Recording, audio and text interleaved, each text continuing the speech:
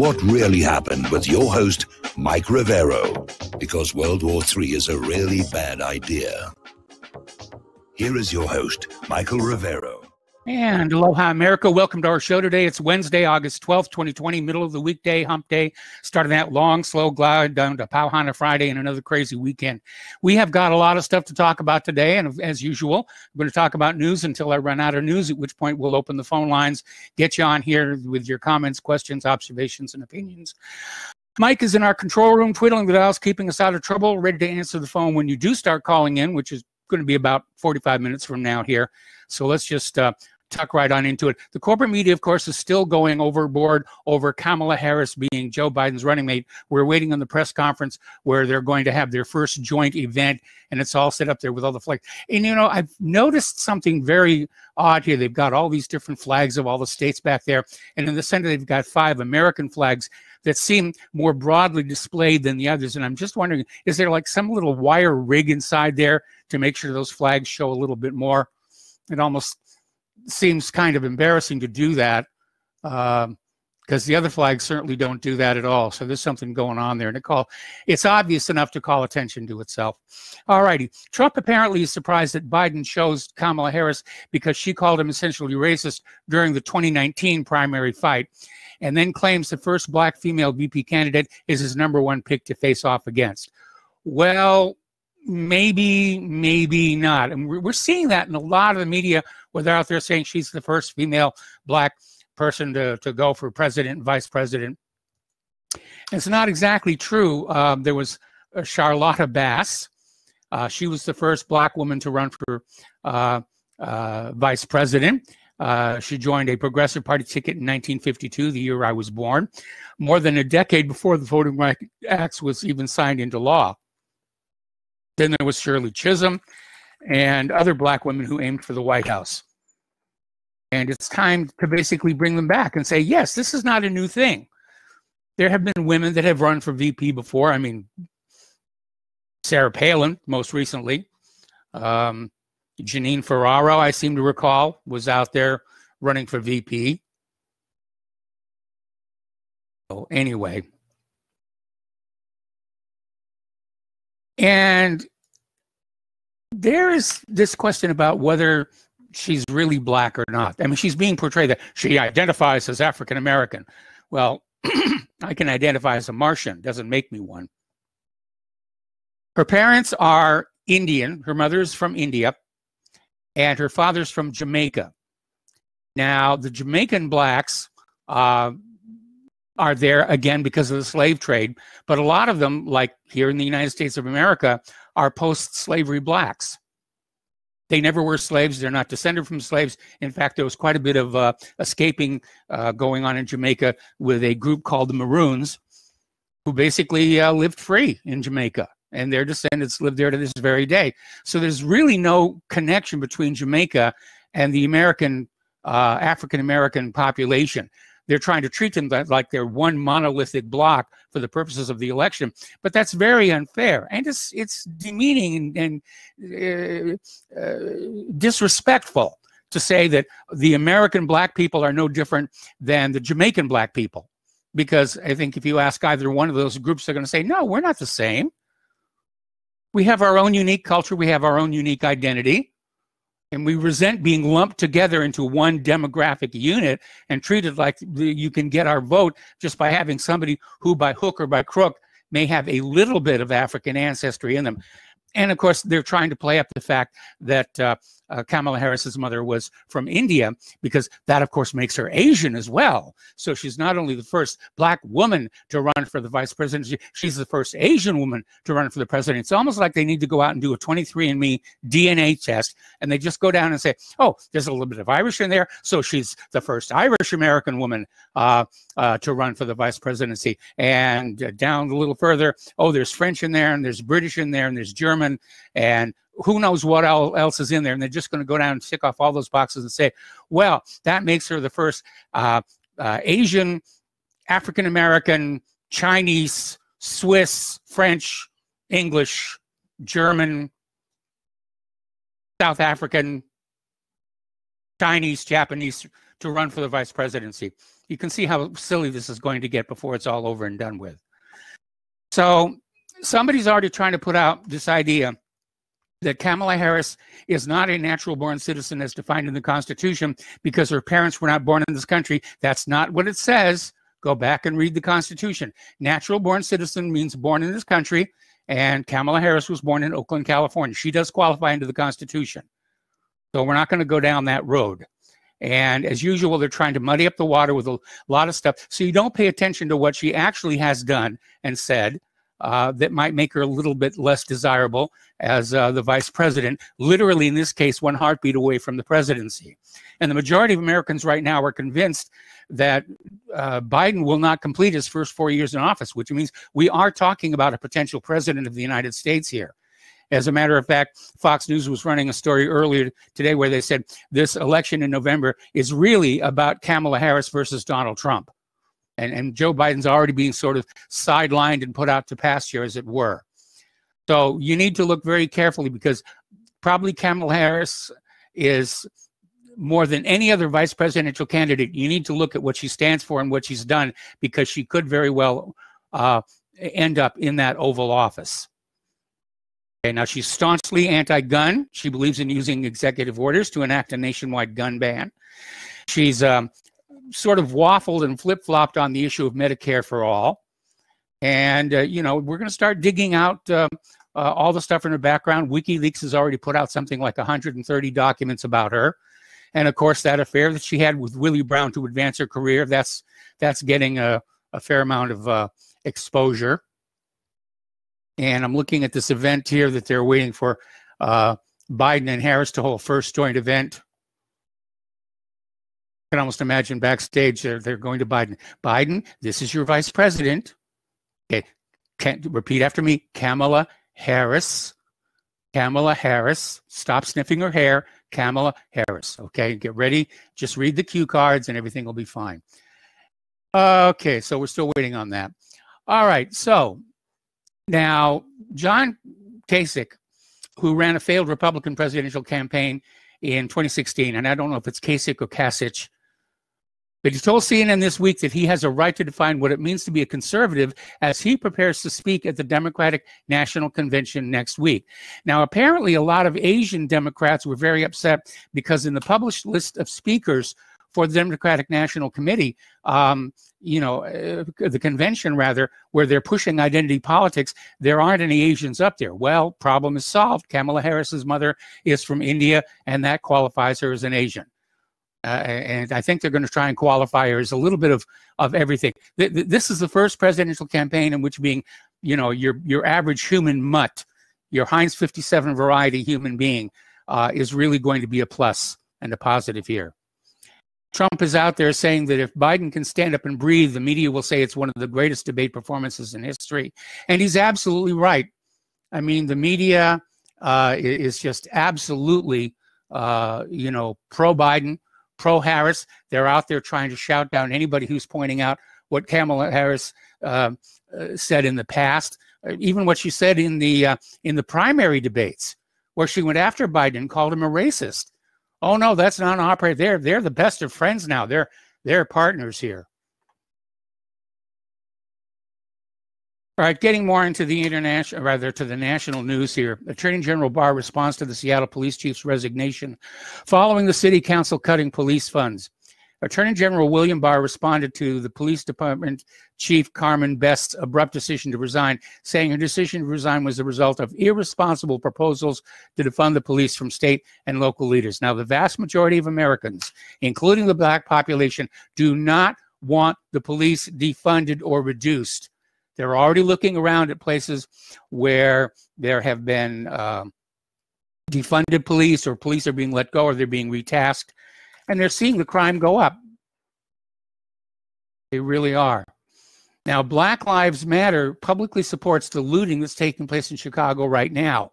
And apparently, Chicago police have released a social media post they say appears to be the flashpoint, if you will, that encouraged hundreds of individuals to descend on the city's magnificent mile shopping district to loot and to riot.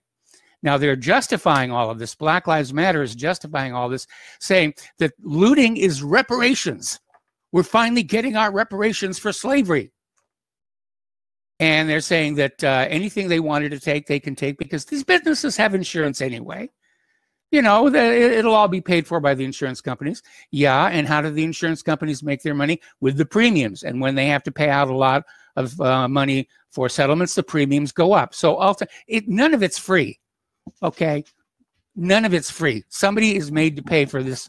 And again, you know, this idea of reparations, most of those people out there riding in the streets are not only not slaves, other than the 1040 form, they're not even the descendants of slaves. Remember the example I said the other day about Thomas Jefferson and Sally Hemings? Okay, they had kids. Those kids had descendants that live to this very day. Some of them are involved in businesses and, you know, living normal American lives. What can I tell you? So, do all these people owe reparations for being the descendant of a slave owner, or are they owed reparations for being the descendant of a slave? You can see that ultimately this is not really workable. This is not about punishing slave owners for the evils inflicted on the slaves themselves, because they can't track them all down. This is about a political movement to get votes, to buy votes, by promising to take money away from one group of people and giving it to another group of people. And if you look at the history of politics in this country going back 100 years, all elections come down to that at some point. People tend to vote their wallets, and they're going to vote for the party or the candidate or the politician that says, if you elect me, I will take money away from these people over here and I'll give it to you. It doesn't have to be money.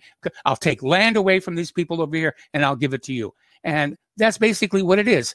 And all of those people who are out there doing what they're doing because they think they're owed reparations, they're selling themselves.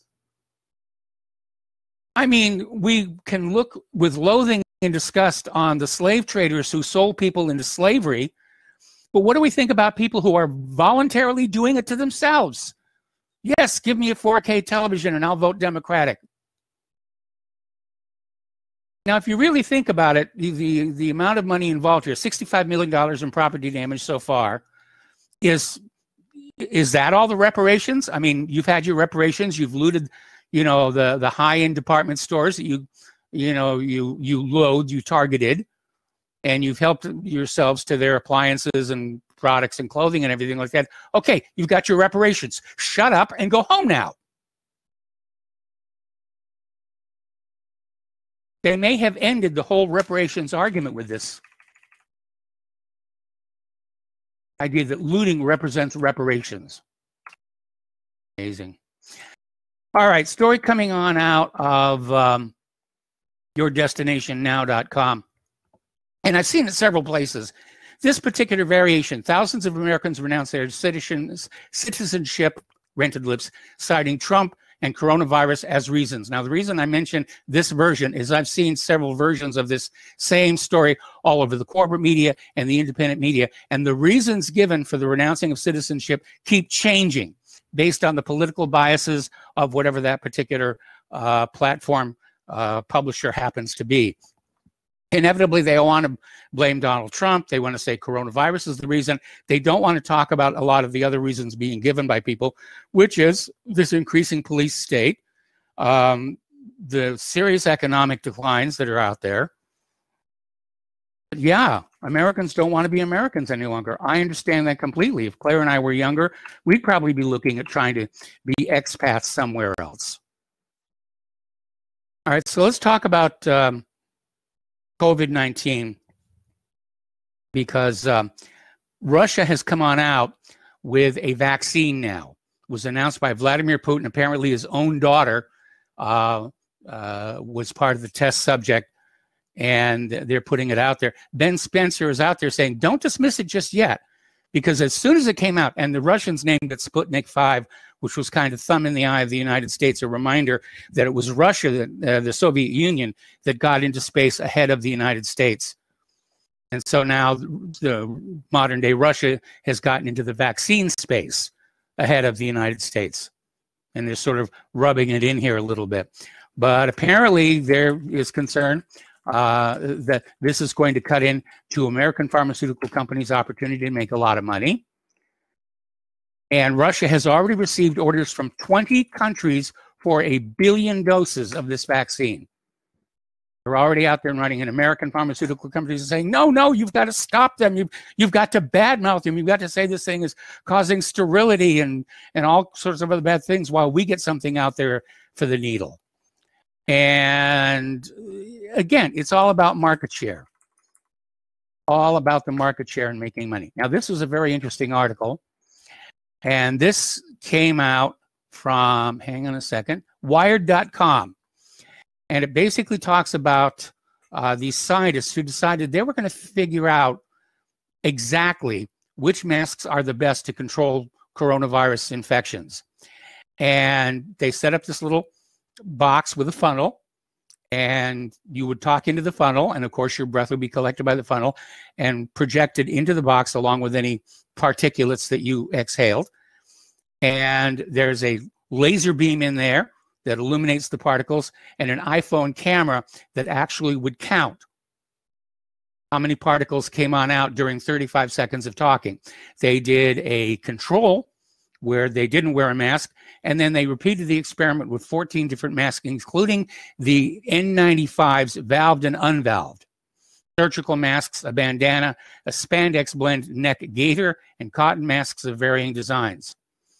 And they discovered, perhaps to nobody's surprise, the mask that was best at blocking the particles was the fitted, unvalved N95, which did not allow any particles through at all. The surgical masks performed similarly well, followed by cotton masks that contained a layer of polypropylene. Most other cotton masks fell into the middle of the pack, along with valved N95 masks, which are designed to protect the user from inhaled environmental threats like wildfire, smoke, and pollution and pathogens, but because they contain an exhalation valve, do little to block potentially infectious particles. The bandana did next to nothing, and that wasn't even the worst. The neck gaiter, made out of a lightweight, breathable fabric favored by runners and cyclists, let through even more particles than the control group, 110% relative to wearing no mask at all. The reason for that is that this particular mask would actually break the particulates into smaller globules, if you will, so that there were more of them. Same volume of material, just aerosolized a little bit more. Now, one of the, shall we say, crude methods that you can use to check the safety and validity of your mask is called the light test. And that is, if you can hold it up and see through it, it's worthless at keeping out the viruses. If you can hold it up to your eye and you can look through it and you can make out the outline of stuff that's in the distance, houses, fences, the dog, whatever, it's really not going to be very effective at keeping viruses out of your lungs and nose and mouth and so forth.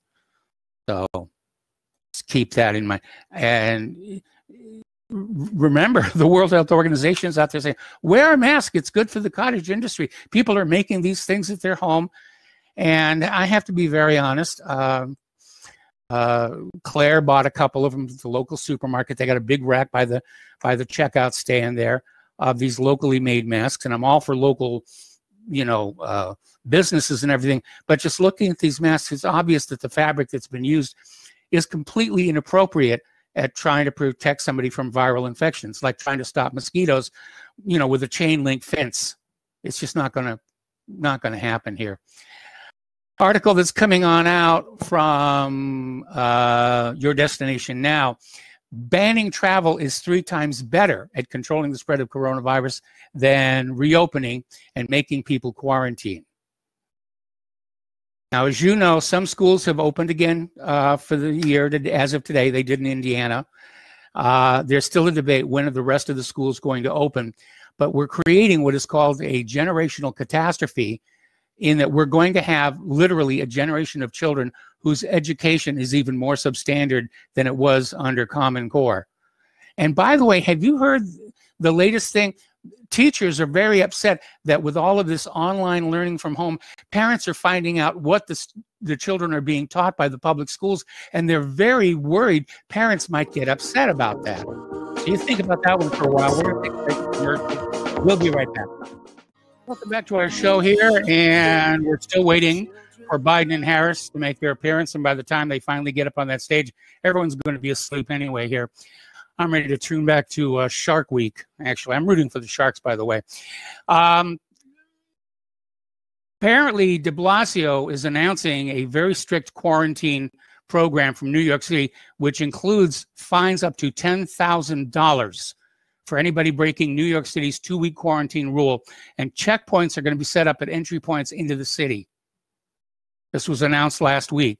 And de Blasio said, the idea is we don't want to penalize people. We want to educate them. We want to make sure they're following the rules. Just insane here. All right. Another article, this one coming out from LouRockwell.com. And the article is entitled Hydroxychloroquine One More Time, basically going on about how there has been a track record of success using hydroxychloroquine given with azithromycin and zinc, that it will cure coronavirus. It's been used for 65 years with an outstanding safety record. It is safe, but it's under attack for 2 reasons. One is that Trump recommended it based on Dr. Zelenko's successful cures. Consequently, Democrats and the prostitutes have allied with Big Pharma and demonized hydroxychloroquine, hoping to use the false claim that it causes heart attacks to discredit Trump and reduce his chance of re-election. They're playing with your health for political reasons. And that right there, I mean, to me, I'm disgusted with the entire system when they think that's an appropriate thing to do. Oh yeah, well, we're going to mess around with the health of the American people because we think we're going to win power that way. Amazing. And of course, the other reason is that a 65-year-old medication can't be used to make massive profits by the big pharmaceutical corporations. They want something that can be patented, that can give them market exclusivity, that they can use to basically charge whatever they want because there won't be any competition. Hydroxychloroquine, it's available in generic. So anyway, another article, this one coming from naturalnews.com, government conducting clinical trials to learn how best to manipulate Americans to take COVID-19 shots.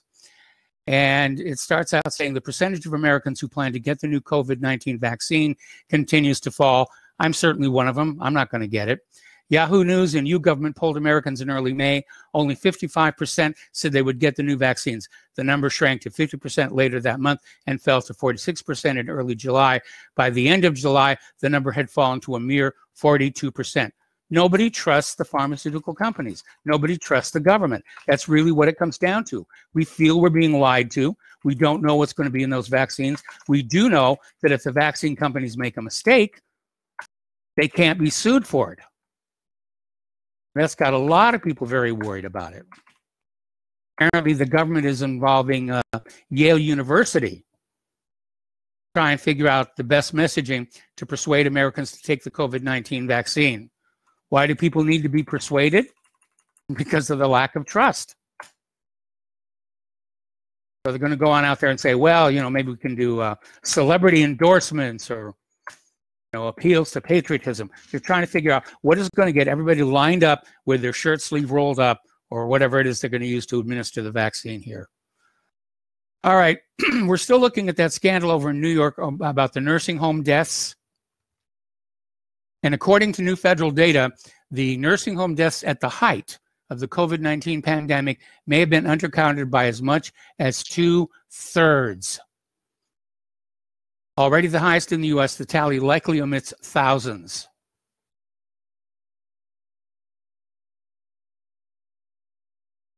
That was handled badly. And was it sheer stupidity? Or did somebody say, well, we'll empty out those nursing homes and save a bunch of money that way? Okay. Still waiting for Biden and Harris to hold their joint event. Boy, if they can't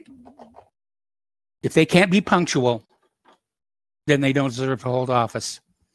You say you're going to be there at a certain time, they're going to be a certain time.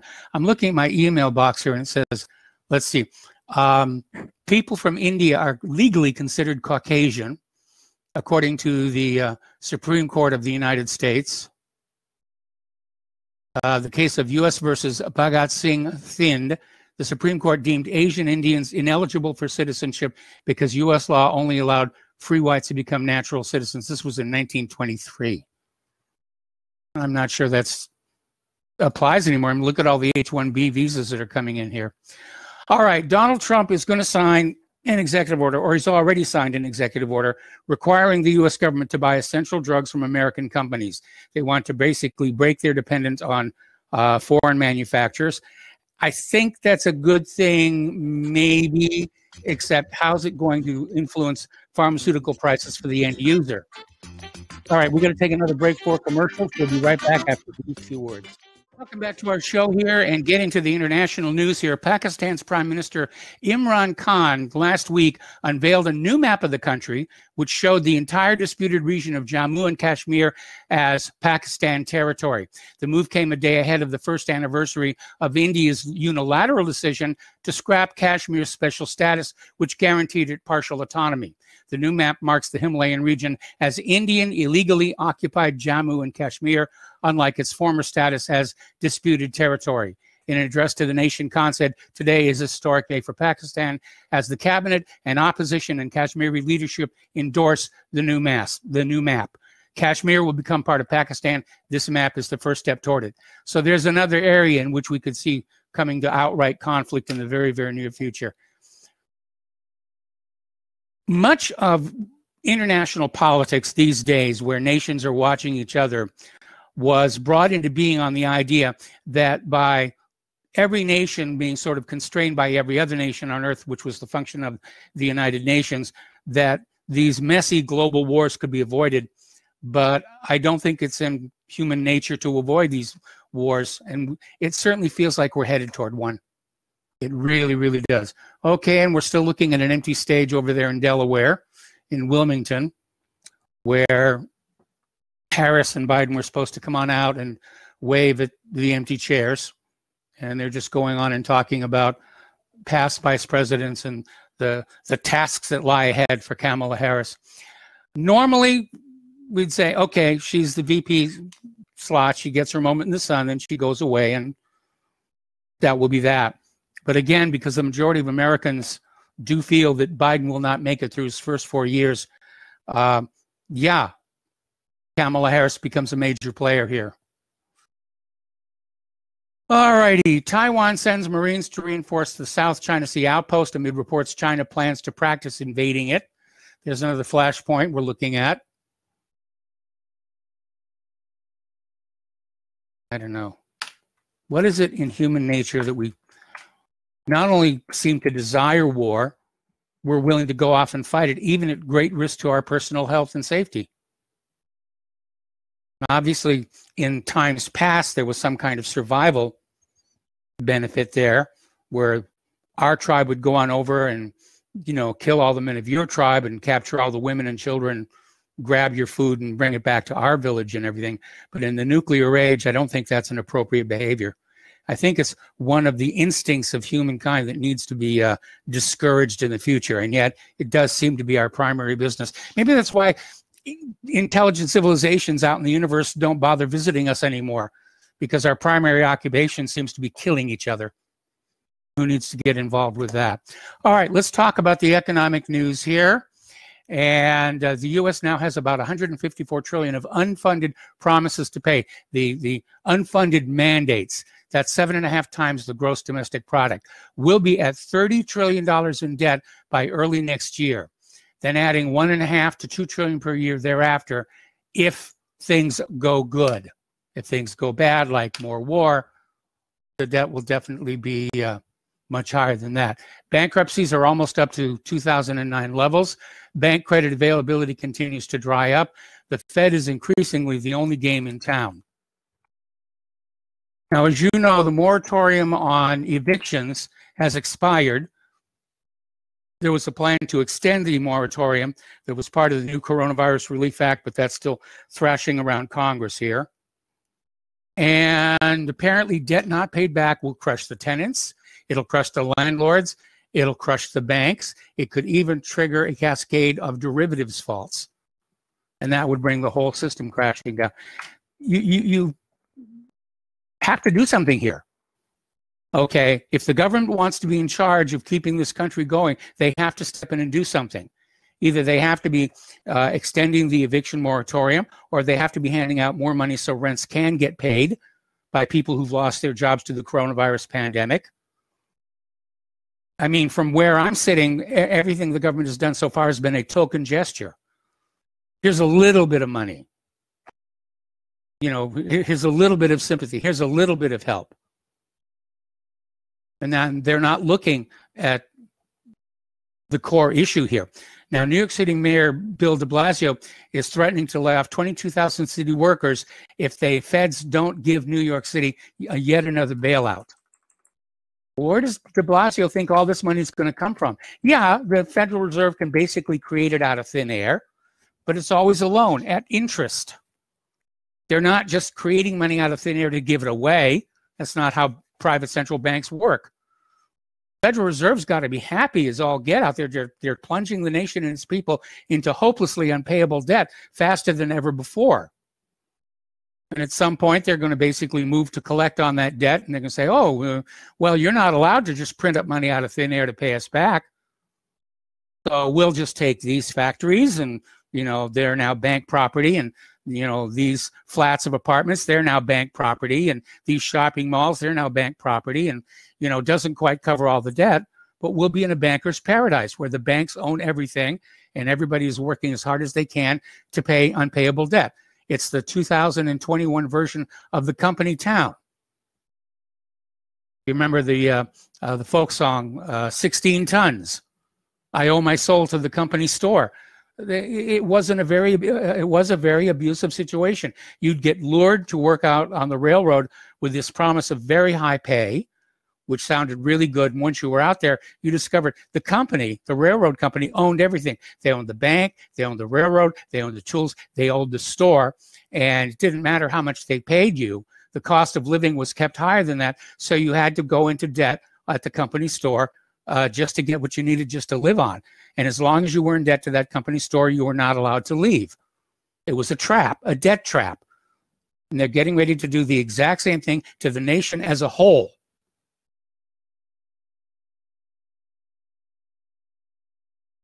Global debt rose to $258 trillion in the first quarter, or a record 331% of the world's gross domestic product. Gold ended above $2,000 an ounce for the first time in history, and the dollar could be a crash risk if the U.S. loses credibility. Well, that's already happening. That's already happening. All right, we're going to go ahead and open the phone lines here, and we're going to start with Al in Canada. Hello, Al. Welcome to the show. What's on your mind? Hi, Mike. Name one central bank that hasn't lost credibility. No, they're talking about the U.S. as a whole losing credibility. And, yeah, that's happening right now. I mean, private central banks... It's happening everywhere. Yes, it is. It's all coming apart. Yep. Oh, yeah. Yep, it's all falling apart. So you just mentioned something about there really is no, future as far as, the government stepping in and saying, well, we did this to you people, so we're going to have to pay you to sit at home. Canada, we have this thing called CERB, and it's $1,000 every 2 weeks. Canadian, mind you, right? So yeah. That's probably, $2,700 a month American. In Canadian dollars. So, yeah. But here's the thing, here's the drawback. Well, about a month ago, they admitted that the deficit so far is going to be about $343 billion. It's probably now just over 400, and it's going to be hitting 500, so $500 billion. If your government were to do the same, you would be running at a $5 or $6 trillion deficit. That is insane. So, when is this charade going to end?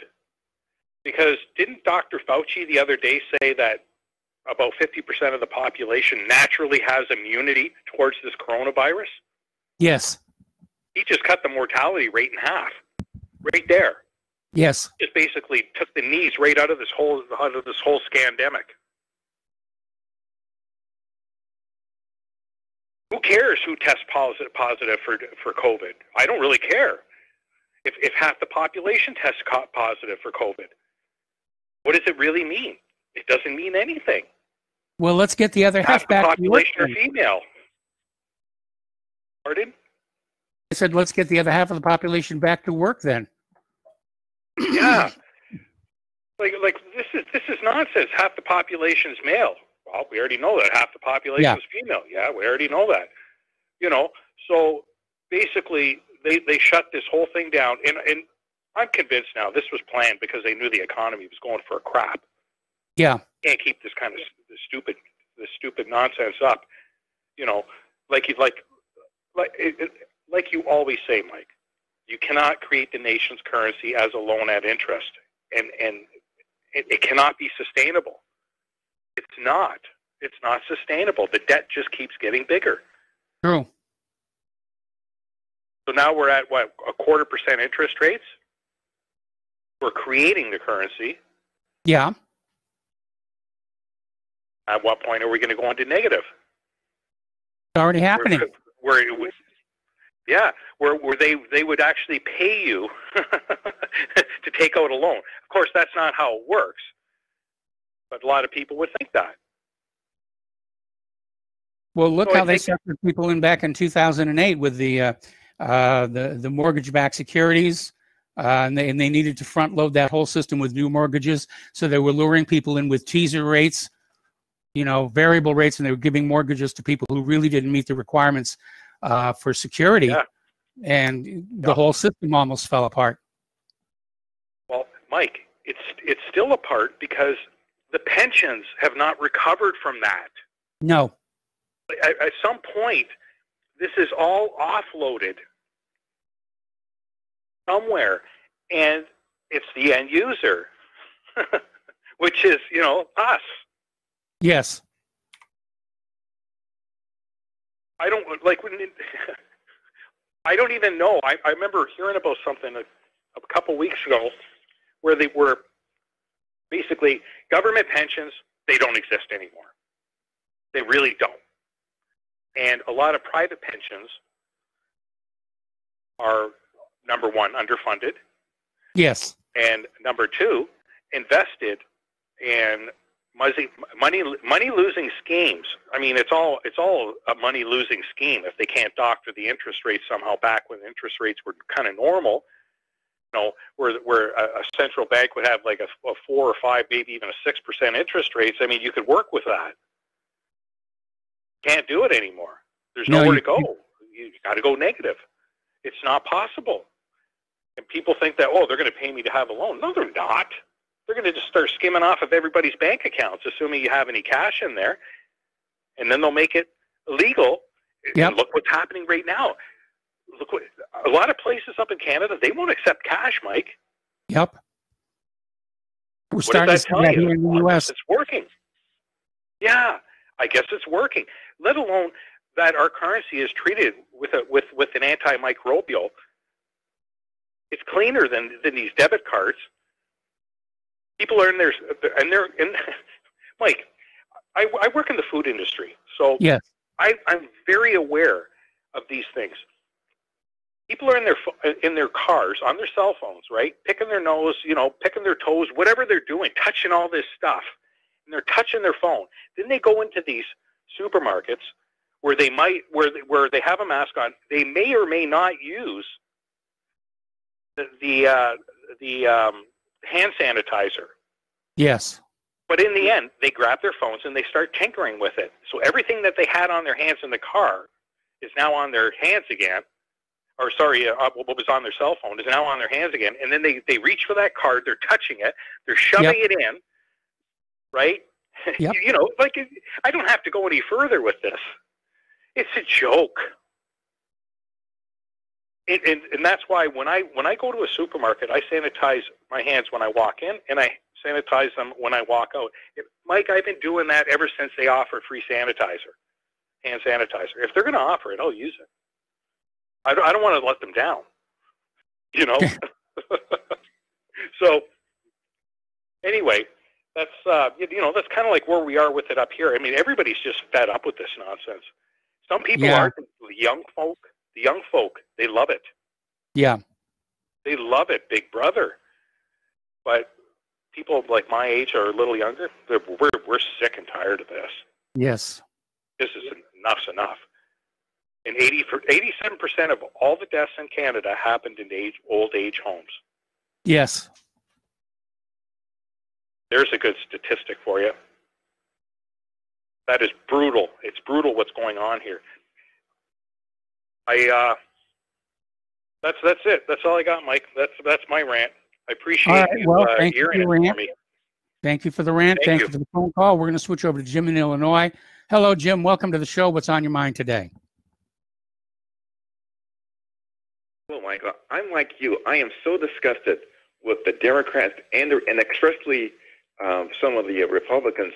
But before Biden did his thing yesterday with Miss Harris, I was telling myself, you know what, I might vote for Biden just to get Trump out of there. I'm at the point now, since he picked Miss Harris, I'm leaning toward Trump. At least I know what I'm going to be getting from Trump. Yes. So that's where I stand. Biden, and like you stated a few minutes ago, can you imagine if he became president and something happened to him and she became president? It would be the end of the country.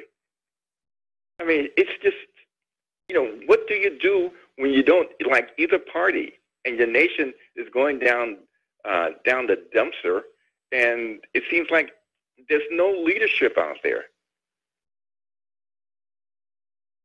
Yeah, that's the situation we're in right now. Right. We have a lot of posturing, we have a lot of speech making, but we don't have any real leadership. Right. And now, how can women, be happy about Miss Harris?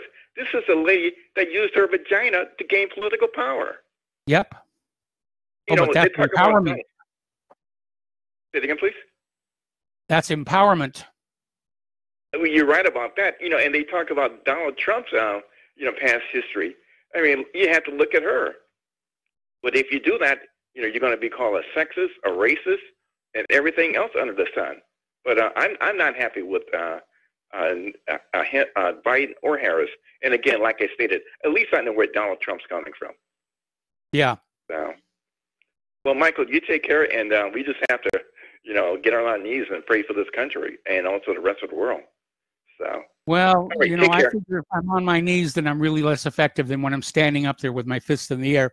We got to take another break for commercials. We got callers waiting on the line, and we will be right back after these few words from our sponsor. Welcome back to our show here, and we are still waiting for Joe Biden and Kamala Harris to take the stage here at Wilmington, Delaware. A lot of people in face masks running around here, a lot of photographers. But okay, finally, they're walking out and they're getting this thing underway. And so, of course, I'm going to not watch them and go back to the phones here to Mark in North Carolina. Hello, Mark. Welcome to the show. What's on your mind? Yeah, Mike, we're talking about China again, about the possibility of war. Yes. Mike, it's crazy and it's stupid and is ridiculous. So many of our leaders are. I don't think they're that crazy. At least I pray not, because there's no way we're going to beat China in a conventional war. No. In their territory. They would pretty much destroy the entire Navy. It would be thousands of sailors, Marines killed. An invasion, try to invade China would involve, total destruction probably of our military as a whole. Okay, in a conventional war. China has more people in uniform than the entire population of the United States. Exactly, and look at the population in this country right now, Mike. How we're cowering, and our people are cowering just about under their beds. I'm not cowering under my bed. I'm going downtown and getting my reparations by smashing a store window and stealing a 4K television. Okay, but you expect these types of people to be able to fight a war against a well-disciplined, powerful army like China, let alone Russia? Well, all you got to do is, shut off the 4K television and tell them China did it. Yeah, but then again, if it gets to that, next step, of course, would be nuclear. Yes. And that would probably be the end of the world as we know it. I mean, So are these people really that crazy? I know a lot of them are prescription medication, prescription drugs and stuff like that, Mike. But are they really that crazy? Don't they understand that they would get wiped out also? Matter of fact, one bomb in Washington, D.C. would take care of all of these politicians right there and then. The White House to the Capitol, the whole bunch. You would think they'd understand that. But it's hard for me to believe they're that crazy that they're really going to get us into World War III. With either China, Russia, or both. I mean, it's just nuts. Like I was listening to John Rappaport earlier on InfoWars. Yes. You know who he is, right? Yes. He seems to think this whole virus is nothing. This isn't even a virus. This is something they picked up that they decided for various different symptoms and stuff like that, made it up, and to scare people and try to get control of the entire population. And I'm beginning to believe that's the case. That there really is no virus. Well, there is a virus. I mean, it's the cold, various colds that we've had over the centuries, and some kind of a flu. And this is what they're basically working on. I'm really starting to begin to believe this, Mike. These testing, the stupid testing they have, is absolutely worth nothing because it picks up whatever you've had, any kind of a coronavirus you may have had in the last year or two, okay? Which is called colds, flus, and everything else. So that's just what I think, Mike. So anyway, all right. Well, anybody else has anything to say? Okay. All right, stay on the line. I'm going to come back to you. We got to take a break for station identification, and we'll be right back. And welcome back to our show, hour number 2. The phone lines are open, 800-313-9443.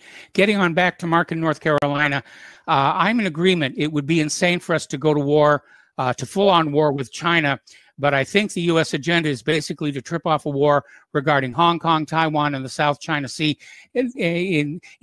Excuse me.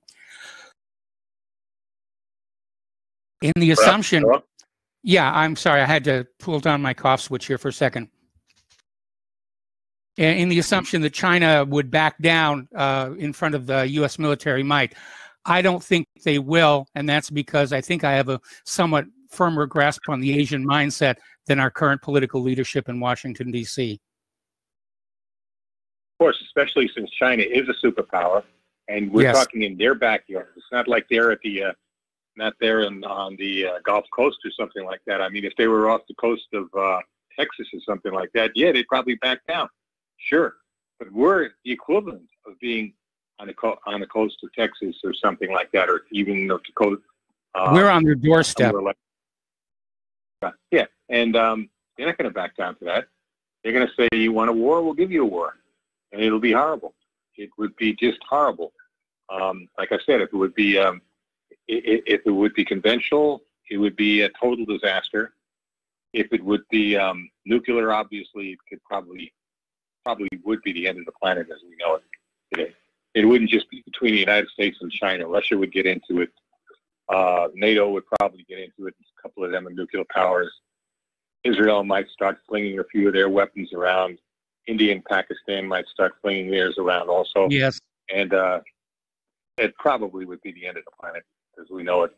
We might have something left like maybe, like Mad Max type of world, or what was a movie with Denzel Washington, Book of Eli type of world. Yes.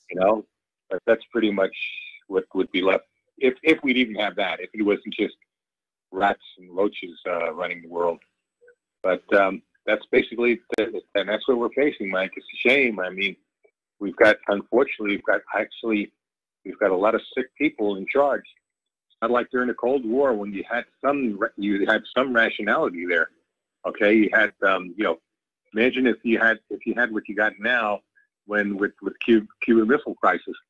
The nukes would have probably been flying right there and then. You didn't have two rational human beings facing. Yeah. If you had somebody like a Trump in there now, or a Biden, or what's their name? I don't know. What's the Harris, Biden or Harris or something like that? Kamala Harris. Kamala Harris. Yeah. If you had people like that in charge, or like I said, Trump, And the other side, well, Putin is rational. But let's say you had some other irrational guy in charge of Russia or something. And it doesn't matter if you have one rational guy. If you got two, if you've got an irrational superpower leader of a superpower like a Trump, Biden, or a Harris, you're in trouble. Nukes will start flying, and that's the end. That's the end of the story. You know. I even think the Chinese leader, I think, is rational, more rational than any of our people today. So we can just pray for the best, Mike. That's what we can do. You know, I know you said you're an atheist before, and myself, I believe in God, but not the way what do you call it again? The Abrahamic religions believe in it. I have my own belief in him. It's kind of like the Great Spirit type God that God is. I still believe there is a higher power up there, and I pray maybe that he'll give us some sanity, or maybe we really will have space aliens come down and stop it at the last minute. Supposedly, if you watch sometimes the History Channel, we had a case like that back in the 1960s when aliens completely completely stopped our missiles from working. There's a captain there. He still appears once in a while. Captain Salas, who said he was there when it happened, and everything was shut down, and there was a UFO sighted. Maybe that's the whole. I don't know. All I can say is things are very bleak, Mike. That's all I can say. They are. They are. These are very dark times we're having to live through right now. All right. Well, Mark, I'll tell you what. We're going to let you go. The phone lines are loading up here. We're going to switch over to Dan in Washington State. Hello, Dan. Welcome to the show. What's on your mind? Thanks, Mike. Two issues on my mind. I wanted to tell everyone there's a video called Head of the Snake. I don't know if you've seen that. It was done. It's an interview by Whitney Webb about Epstein, the relations to the Clintons, the Trumps, Les Wexner, the Rothschilds. It goes into all of it. So I would highly recommend that video to everyone. I didn't believe a lot of the stuff about Trump during the election, but I do kind of believe he was involved in a lot of that. So it's a good video. Either way, it's on YouTube. Okay. Hello? Yeah, can you hear me? Yeah, you keep cutting out. Oh, sorry about that. Am I okay now? Anyway, what do you think about Belarus right now? Well, I'm watching it very, very closely, and my concern is that, we're heading into an election in this country where they're not even trying to hide the fact that they're going to rig it with the mail-in ballots, and that if Biden pulls an upset victory over Donald Trump, it could result in rioting in the streets of America. I mean, we've already got rioting in the streets of America. It's not being reported all that much by corporate media, but we could see literally an explosion across the country of civil unrest. Yeah, well, I was irritated about Pompeo because he sticks his nose into it and he sides with the protesters.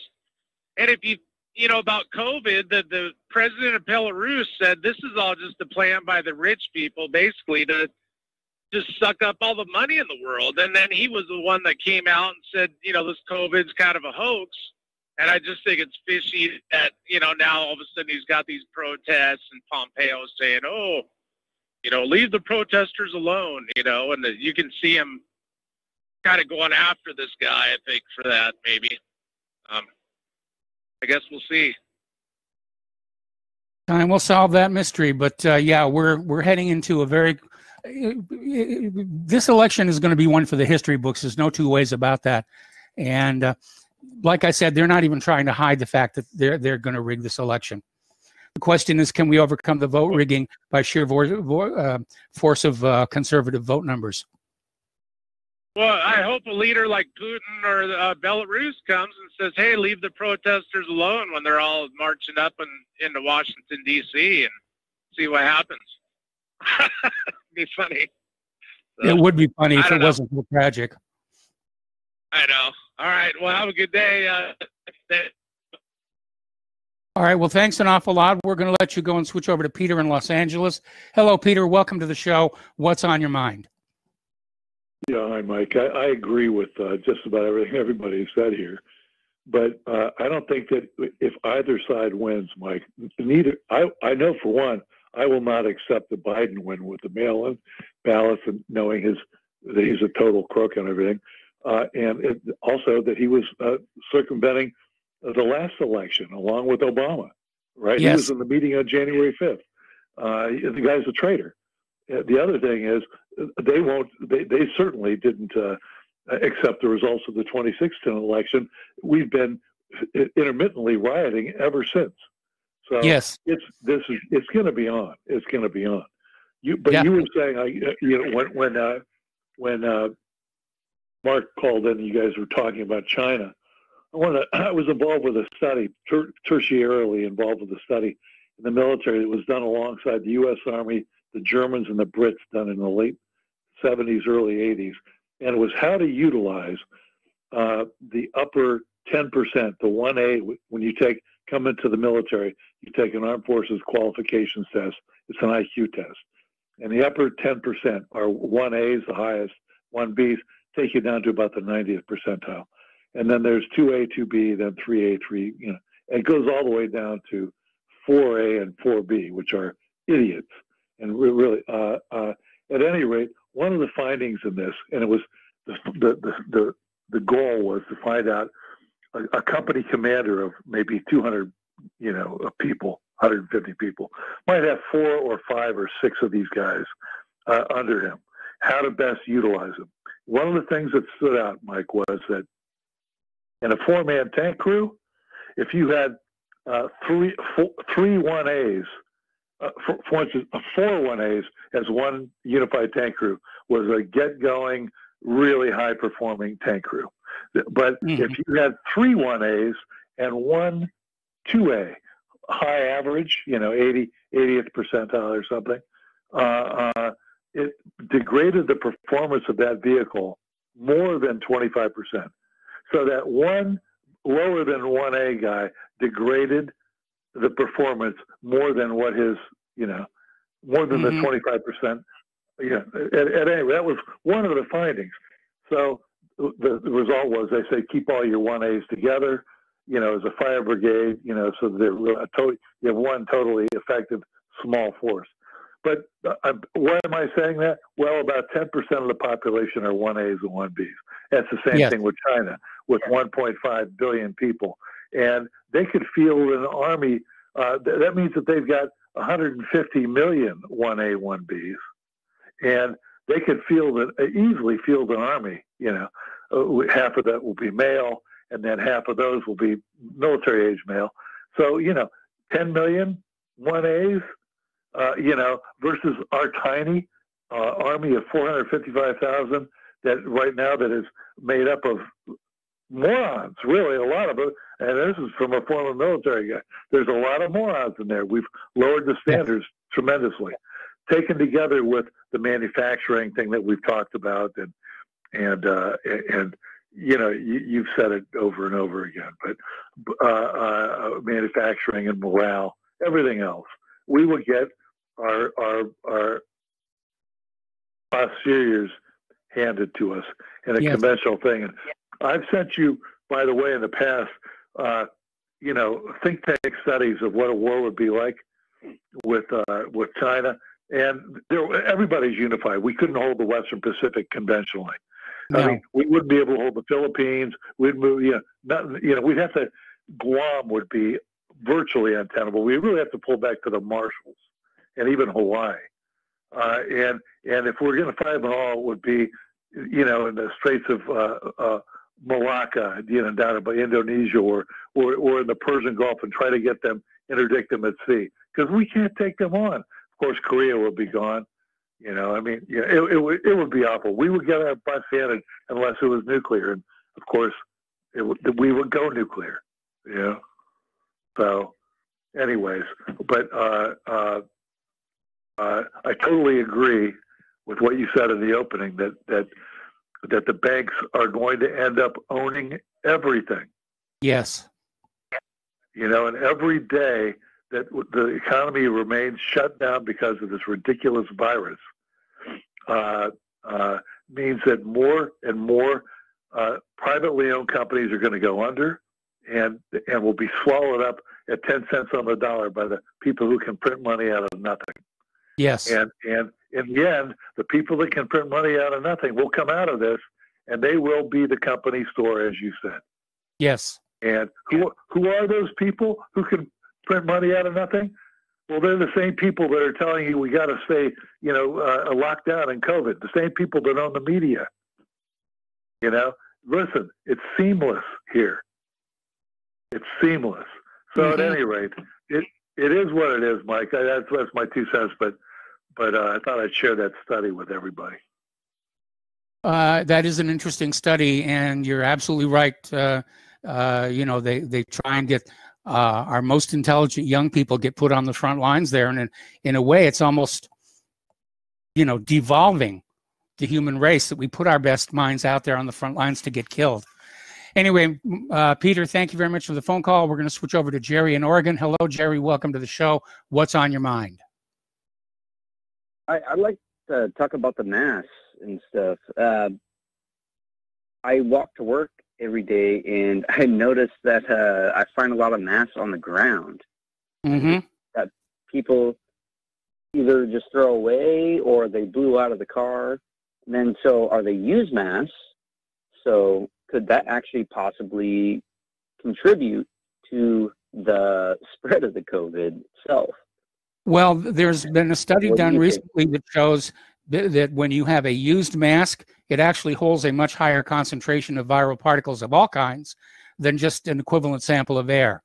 So if you see a mask that's on the ground there, normally I'd say pick it up, put it in the local trash can. But in this case, I would say just leave it where it is.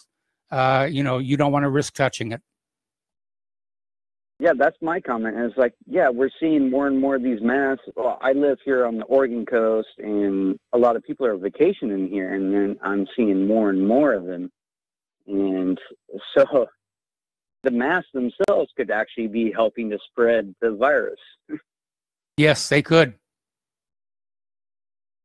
That was my only comment that I had to contribute here. All right. Well, thank you for the comment. It's a valuable contribution. And we're going to switch over to Tom in Florida. Hello, Tom. Welcome to the show. What's on your mind? Yeah, good day, Michael. Now that we know that a chameleon's in the VP slot, her father was a slave owner in Jamaica. Camilla's father, great-grandfather. Camilla, or great-great-grandfather, was a slaveholder. She's an Indian, black, whatever else she is. We don't know. We'll figure it all out. She did get Willie Brown to divorce his wife. She was an adulteress. She was committing adultery with Willie Brown, and he ended up divorcing his wife. And she was taking care of him in San Francisco. So we're going to find out. This dirt's going to come out on Camilla. We'll see what happens to Camilla. And also, Mike, what I really want to get into now is look what's going on in Chicago. How much more crap is the majority in this country going to take with all these BLM, Antifa scumbags, swine punks, burning our cities up, trying to tear up our Constitution? How much more is it going to take? It's going to take a disaster. But here's another thing, Mike. Did you hear the guy that was talking earlier on one of the shows, talking about the Russians have devised an atomic weapon the size of a cigarette pack? They use red mercury to detonate it. I wouldn't doubt it. It's right out of a movie. Well, I tell you what, I think the Russians do have nuclear warheads probably the size of maybe a half-gallon jug or a gallon jug. I wouldn't doubt it, because what's going on now, China's getting real bold with their military, making their moves around in the China Sea there and all that. I believe the Chinese don't care, Mike, if they lose 700 million of their population. I've heard it in the USA paper years ago that the generals in China don't care if you wipe out half their population. We'll be doing them a favor. And in the meantime, they ain't got enough rice and stuff to feed their population. They got to rely on the United States and Russia for food. So I don't know if that's true or not. It wouldn't surprise me. Remember, India is right next door, and India's also got a population that's going to succeed China's very soon, if not right now. And so I believe those two are going to go at it. Pakistan, all those countries have nuclear warheads. One little spark's going to light it off. The Chinese military already killed 30 Indians at the border. They hacked them to death with big, long knives, bayonets. You heard about that? Yes. So I think it's going to percolate between India and China. And then the United States or Russia are going to give up. You know what, Michael? I got to say, Russia is a Caucasian nation. Russia is a nation where they call it from the Caucasus region of Russia. You get the word Caucasians.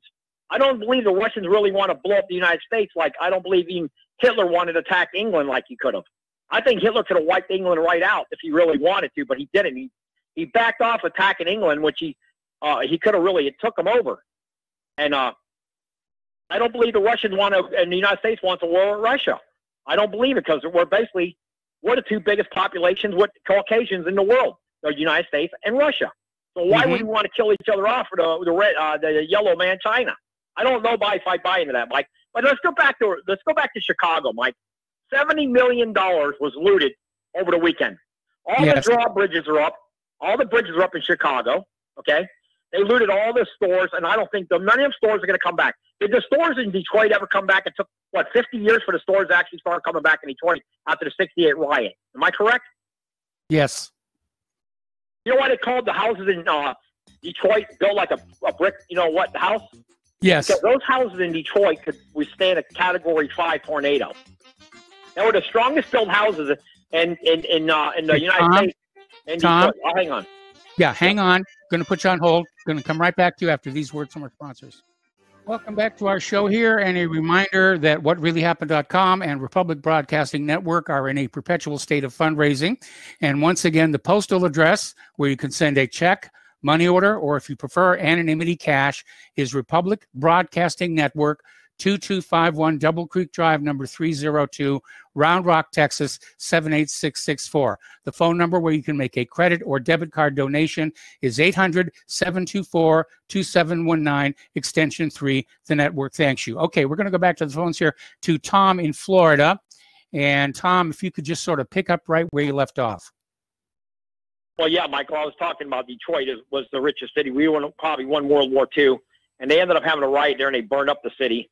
But it came back slowly. It took decades. But, you know, Mike, back then they were cracking heads, these cops, and they weren't allowing this nonsense. You know, here in we had the riots here in Miami in the 80s, 81.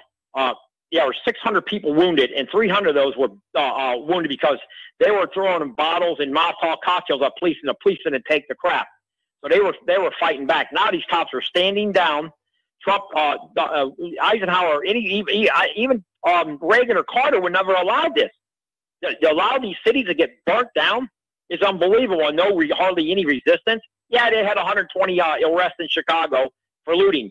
But come on, that Kim Foxx is letting these people right back out with Jesse Smollett and all this nonsense that's going on. Smollett got off when he was trying to start a race war, and now it took Floyd to start it.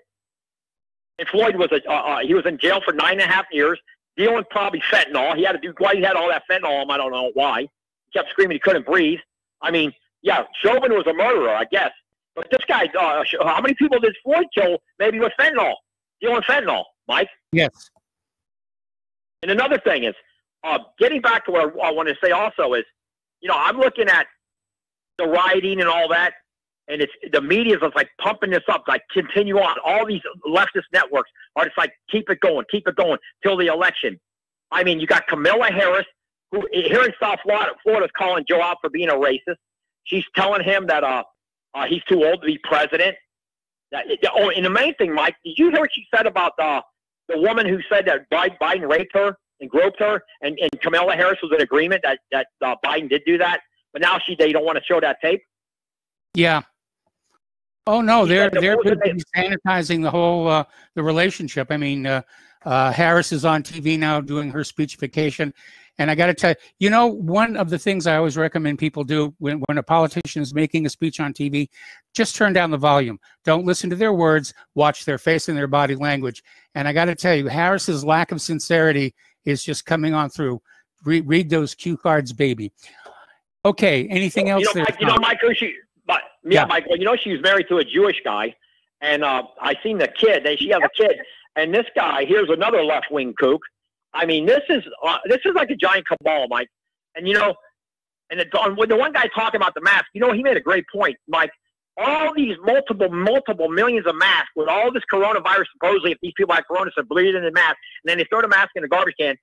Is not that now spreading the disease itself? You got, yes. say you got 10 million people with the coronavirus, and they breathe into these masks, and then the masks are throwing into big, giant, small trash wars. I mean, what are these germs doing? And I like to call, Dustin hasn't called in a while. I want to hear his thought about this. I want to hear Dustin call in and tell me about the mask. Because when you got multiple hundreds of millions of masks being thrown in the dump, what are they doing? Are they incinerating them, or are the germs flying everywhere? Maybe that's why we're getting contaminated, because the masks, the people are throwing them in the garbage can or dumping them in dumpsters or whatever, and there's multiple millions of them. That's where the coronavirus keeps spreading. The mask ain't doing nothing. They're causing more damage. In my book, now they say they have a pill, Mike, 12 cents a piece.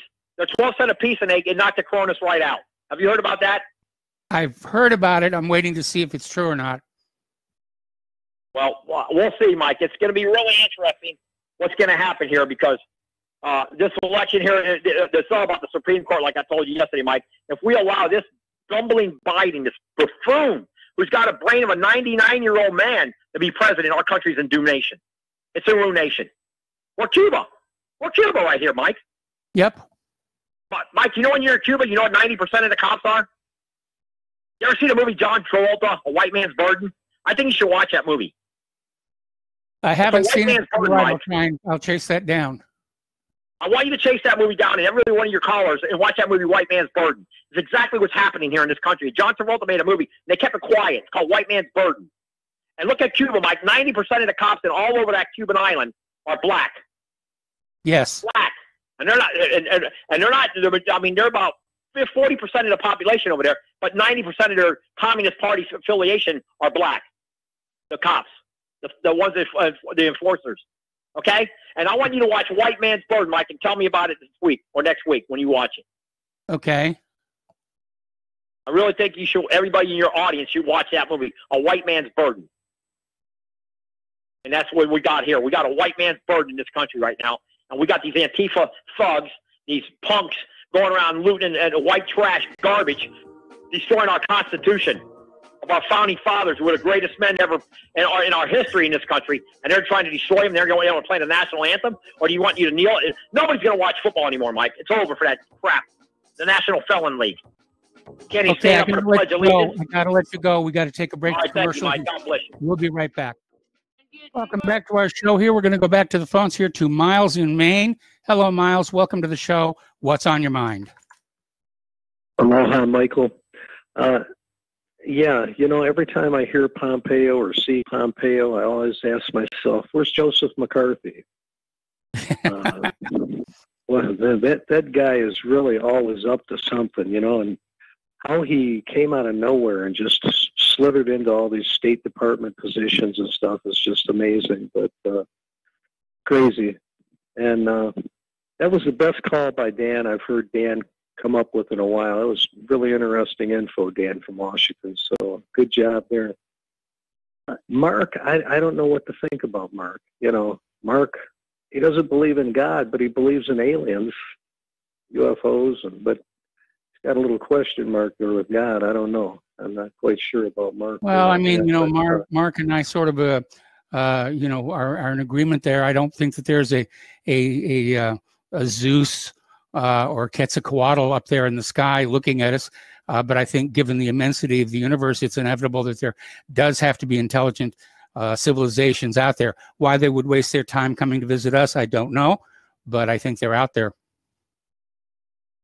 Yeah, and I understand that kind of thinking, but my question to that is, well, who created them? But well, again, that's another question. That's another question for another time. That's another. Yeah, and you know, Tom, it was a great call by Tom too. You know, Detroit, it was the #1 economy in the world. I mean, it delivered World War II to the United States side. One little item of kind of concern there, though, is that Detroit has never returned. And the reason Detroit has never returned and what happened in the '67 riots in Detroit is exactly what you're seeing now. And they destroyed that economy. They destroyed that state. You know, I'll give you a little interesting tidbit here. 52% of all the state revenue in Michigan goes to one city. It's Detroit. All the state tax revenue. 52%, and it's probably more by now, but that was up to a few years back. Goes to one city. And the city's still in shambles. It has a couple little areas here that thrive because the billionaires, millionaires, whatever they are over there, who knows now, they get their tax incentives and discounts. So they build the nice nightclubs and bars for all the college kids to come down to, and they own the sports team. So after the game's over and they made all their money, it's not over yet. They can go to their establishments and stay there till midnight, 1 or 2. Then they can come out at night and get robbed and killed. And so then I guess they supply the hospital with revenue too. But well, I guess they do. Anyway, listen, Miles, I hate to interrupt, but Mark called back in and he wants to respond to you. Is that okay with you? That's fine, yes. Okay, well, let's bring Mark back onto the conversation here, and a reminder, you two, be polite and respectful. Go ahead, Mark. Yeah, sure. I just want to correct something, Miles. You said I don't believe in God. I never said anything of the sort. I said I do believe in God. I don't believe in the Abrahamic way, the Abrahamic religions, but I believe in like a great spirit, okay? A higher, that's right. Higher authority. I agree. Okay? I don't believe in God. I agree. I do believe in God. Maybe not the way you believe in God, but I believe in God, all right? Yeah, more like the Native Americans. Okay, That's now it's basically time for Miles to respond. Mark, let Miles respond. Sure. Mark, I agree. That is what you said. I didn't quite try to summarize it in that respect, but that is what you said. I agree. All right. Okay. As long as you know, because I don't, I get sensitive about that because I do believe in God, and very much do I believe in God. So so that's just not the Abrahamic way of believing in. Okay, that's all. Well, was Mark still on there, Michael? Yeah, I'm there. Yeah, Mark is still there. Yeah. Hey, okay. I would like to say one thing though. You continually talk about Trump, and either one of those two candidates will take you to war. No, I don't believe that, because if you look back, there hasn't been a Republican president that has taken us into war. I mean, a real war. So Trump could have taken us into war back months ago in Iran, and luckily he maintained his composure, and he saw that it was being manipulated by another party there in the Middle East, and Trump restrained himself. So I think that's good. I think that's something good that he was able to show that kind of restraint. Yeah, well, as long as he's got people like Pompeo and his son-in-law in there, and he had Bolton in before, and he's got that other bum there, Abrams, anything is possible. It could happen at any time. You don't keep people like that around you close, exactly. or you're asking for trouble when you do. Yeah, and that's what I was just mentioning to Michael about Pompeo. But to Trump's credit too, he did make sure he got rid of Bolton, and that was like pulling teeth, because the establishment and the neocons were all in quite an uproar when Trump dumped Bolton. But if I'm a police chief, I'm not going to hire Jesse James to be my assistant. Okay, I mean, come on. You know what? I'll tell you a little something about the system in regards to that. And there's an old saying, and I find it true: it takes a crook to catch a crook. Well, I don't know about that. Okay, he could have. There's a lot of people he could have put in there. First of all, he never should have done what he did to Flynn. He should have backed Flynn up. I'd have gotten rid of Pence before I got rid of Flynn. Trump. That was his most valuable man. Trump. Wait a minute. It's Trump that got the review going about Flynn. That Trump that created the stir about Flynn that started all the review on Flynn's case. It was Trump. Yeah, but why did he fire him in the first place? Well, he didn't have to fire him. He had a choice. He had every one of a choice. Flynn hadn't been indicted at that point. Flynn, he supposedly he lied to Pence. That was the nonsense they were talking. Pence shouldn't have even been able to talk to him. Flynn should have kept. Flynn was Trump's most valuable man. Okay, he knew where the deep state buried his bodies. Okay? He knew absolutely. That was his first big mistake, and it showed he was basically gutless. Gutless and not very smart in getting rid of his best no, man. No, he didn't, because Trump didn't just abandon Flynn. He stayed behind Flynn about as long as he could.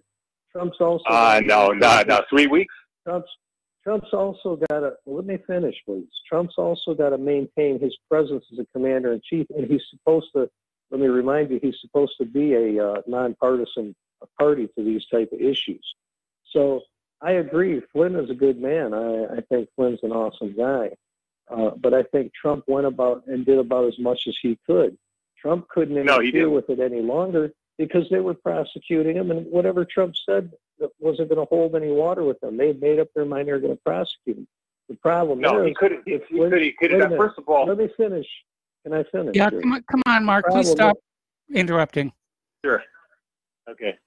You know, the problem as I see it is Trump rode that horse as long as he could without showing partiality, and he can't very well do that.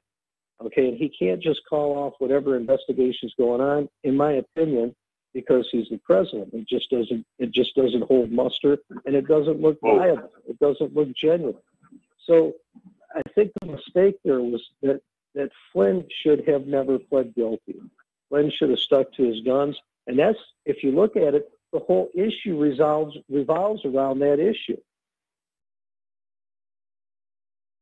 And I agree, though. Some of these guys, Trump should not have, and I agree with Michael. I've said it myself. Trump should have cleared the deck day one. You know, I mean, he should have told them before day one, if I'm elected, you guys get ready to clear your desks out because you're going to be getting your pink slip. So we can't walk that back now. You know what I mean? And who knows what Trump was thinking? Maybe Trump thought he wanted to be the last one to be able to pet the alligator before it tore its arm off. I don't know. We don't know. And we don't know what he's been told. You know, but in Trump's not a politician. He's not fast at figuring a lot of these motivations out. And I agree. His son-in-law, Pompeo, and there's quite a few others, they need to go. But what I'm looking at is a second term where Trump's term limited. It's done with. And I'm looking for that next term to see the real Trump. And I'm going to tell you, when Trump's wrong, I'm glad to tell you he's wrong. But he's the best we got. And by far, he's the best we got. And there's nothing else that comes close. And that's just the sadness of the Republican Party. In a nutshell, that's what it is. I mean, we've got no farm team. Now, we got some guys that are showing some rays of hope. Nunes, Jim Jordan particularly. Collins, I think, is the one guy's name. We do have some bright spots, but there's not enough at this point. And we have to keep on doing what we're doing here at RBN with this station like this. Got to keep educating people, got to keep refuting the fake news, and we got to keep this independent media viable. I think that's the most important thing. All right. Okay, well, I think actually we're running short on time, so Miles and Mark, I'm going to let you go. Yeah, and Mark, thank you for your call. Okay, and we're going to switch over to Jim in New York. Hello, Jim. Thank you for waiting patiently. What's on your mind? Oh, hi, Mike. How are you? I haven't called in like 3 months. Yeah, I know. Yeah, I've been working, so I usually get home late. You said a couple weeks ago, vote your conscience. Vote your conscience. Yes. My conscience says that I won't be voting for Trump. I believe the lesser of two evils is still evil. I agree. I also believe you have to earn my vote. I don't just throw my vote around like candy. You have to earn it. And unfortunately, you know, I respect people like Tom and Miles, and I respect anyone who votes for Trump, votes for someone else, or doesn't vote at all. You have to make your own decision. Voting is a personal decision. I just don't think Trump is the way to change things. I think in many ways he's just put people to sleep, particularly the the right or middle America. Everyone's asleep. They're wearing masks. I wonder what the reaction would be of the alt-right if, say, Hillary were president and he'd be telling us all to wear masks. Would they go along with it? I don't know. My guess is yes. But Rick in Arizona last week made a very good point. He said that if Biden's going to throw the election, it looks like Biden's like the designated loser. It like does happen. Bob Dole, remember when he ran against Clinton? Yes. So I kind of think so. I think Biden is gonna lose. He's losing his mind. I think he may have dementia. So I think Trump. So Tom and Miles. I think Trump's gonna win. So don't worry. But one more thing. People say, "Oh, and I've heard this. I heard this argument in 2000. Oh, you can't have Gore win." Guess what? Got Bush Jr. How did that turn out? The worst president, in my opinion, the worst president in my lifetime. False flag, 9/11, started trillion-dollar wars, started Homeland Security and the TSA, Patriot Act, legitimizing torture. So this argument that, oh, you can't let Biden win, I heard that same argument in 2000. So what do you think of that? Well, we don't know who actually won the election in 2000. We know the Supreme Court handed it to Bush, but we never really got a full recount on Florida. So at this point, yes. And we need to be very much aware that we're going to see similar chicanery this election as well. In fact, we've got the head of the Federal Election Commission already out there saying we may not know who won the election on election night. Now, there's no guarantee in the Constitution that we're supposed to have that happen. And before the age of telegraph and radio and so forth, it would often be weeks before the country found out who won the election. That's why there's such a long time between the election night and the inauguration, was for the board to percolate out and for everybody to get ready for the changeover in power. But I will mention one thing here before we let you go, and I'm changing topics slightly here. This election is going to be very unique in that it's going to happen right next to the income tax deadline. Because of the coronavirus, people who filed for an extension to file their taxes for 2019 have until the middle of October to file those taxes. So you think about that. When you file your taxes in October, just remember all those numbers and let that be your guide going into the November elections. It's a very good point. Yes, one more quick point. Miles said, well, maybe after he's reelected, we'll get the real Trump.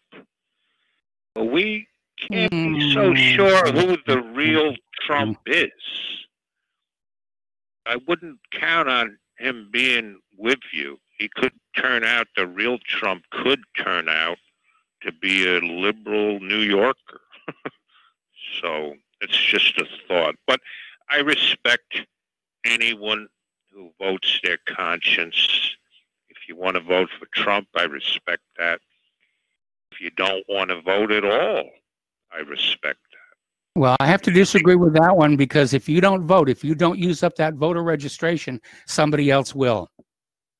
Well, the argument is, and I've heard this argument, that if you believe the system is so beyond corrupt, and by voting, you're like legitimizing it. This is the argument I've heard. And, it's a fair argument. Yeah, but look what happened in 2016. That was one of the crookedest elections in American history, but enough Americans voted to overcome the vote rigging. I mean, this is why we've got riots in Belarus right now. The challenger thought he got 80% of the vote, and the incumbent said, no, I got the 80% of the vote, and I'm going to stay being president. And now they've got firefights in the street. All right. Well, I'll tell you what, Jim, we got to let you go. Take a break for commercials. Last segment of our program coming up. We have 2 more callers waiting on the line, and we'll be right back. And welcome back to our show here. And Biden and Harris just finished their little presser here, and I've got an email on that very subject. Mike, I'm watching this freak show, probably one of the worst I've ever seen, completely devoid of any energy. Biden mumbling through most of it. Harris not much better. I think they're setting up the big switcheroo for Hillary to replace Biden. Maybe they're going to have Hillary replace Harris. I don't know, but it's the Democrats have a disaster on their hands. I really think they. Right, we're going to go back to the phones here. Joe in Wyoming, welcome to the show. Thank you for waiting patiently. What's on your mind?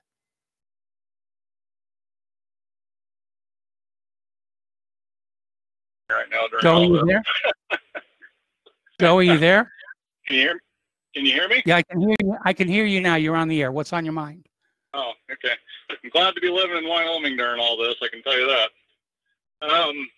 I just got a theory I want to throw by you. I don't know what you think of it. I think back to when Trump hung that Andrew Jackson painting in his Oval Office. Yeah. And I think about stuff he's been doing. He's been kind of throwing little hints out here and there about the Fed that I've been kind of listening to. I remember you talking about, I think it was back in March, you'd kind of mentioned something about a jubilee that would need to happen in order to basically reset and get us out of this debt-based currency that we're using. And I'm watching what he's doing right now with the payroll tax, which is being withheld till the end of the year, and the non-payment on student loans and interest until further notice, stuff like that. And I'm almost wondering if he's kind of waiting until the second term to pull the trigger on possibly getting us out of this system. You know, if this is all just, if he's kind of playing them, you know what I mean? I've been talking to my brother about it since Trump was first elected, and I haven't been a big fan of Trump. I've been watching a lot of the stuff he's done, and I haven't agreed with most of it. Yes. But I'm kind of wondering if he's trying to just play this smart, you know what I mean? Because, I mean, other presidents that have just outright come out and tried to do it have been assassinated. You know what I mean? I'm half wondering if there's a possibility that he might be, you know, trying to pull this off and waiting till his second term to do so. What do you think? Well, you're right. Unfortunately, presidents who stand up to the Federal Reserve do have a habit of getting shot at or poisoned or some other thing like that. I don't know. I would like to hope that Trump will be the president we voted for in 2016 after 2020. I'm a little bit less optimistic about it than some other people. I think we're seeing Trump the way he really is, and he'll just coast through his second term and then go on the lecture tour. Yeah. See, and I think what it is for me is it's just this little tiny bit of hope. You know what I mean? And I think that's all we can really hang on to until. Well, I'm letting go of that. Anyway, Joe, we gotta defend ourselves. So, Joe, I gotta let you go. And all right, apologies to the callers who did not get in the air, and try and call back tomorrow. Stay tuned for John Stedmiller. I'm sure he's got lots of interesting things to share with you. Spread the word of RBN. Spread the word of whatreallyhappened.com. Please donate. It is very, very important. Thanks to everybody who's already donated. We'll catch you tomorrow. Aloha, America.